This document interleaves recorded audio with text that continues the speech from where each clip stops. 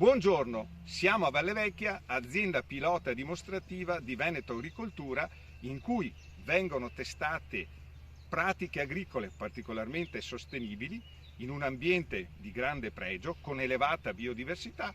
Lo scopo fondamentale è dimostrare come un'agricoltura tecnologicamente avanzata riesca a produrre prodotti agricoli bene, a dare reddito alle aziende agricole, ma al contempo riesca a essere sostenibile e conservare o addirittura migliorare la biodiversità, di particolare pregio qui a Valle Vecchia.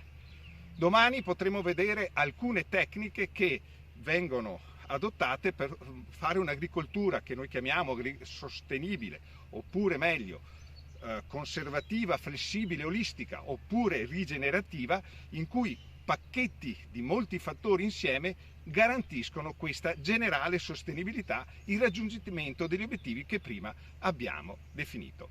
Tra queste pratiche agricole del pacchetto avanzato, sostenibile, che garantisce tutto quello che abbiamo detto, ci sono le colture di copertura, e domani faremo vedere le scelte che possiamo fare tra le colture di copertura per trovare quelle più adatte alle nostre situazioni, ai nostri obiettivi, e come poi terminarle.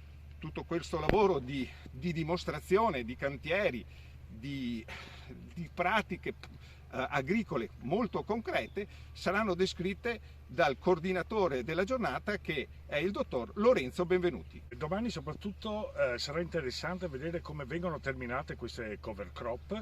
Prima ci sarà un'analisi agronomica dei loro risultati, vedremo chi è riuscita meglio e capiremo il motivo per cui è riuscita meglio, insieme alla dottoressa Chiarini e al suo staff, e dall'altra parte invece come andremo a terminarle.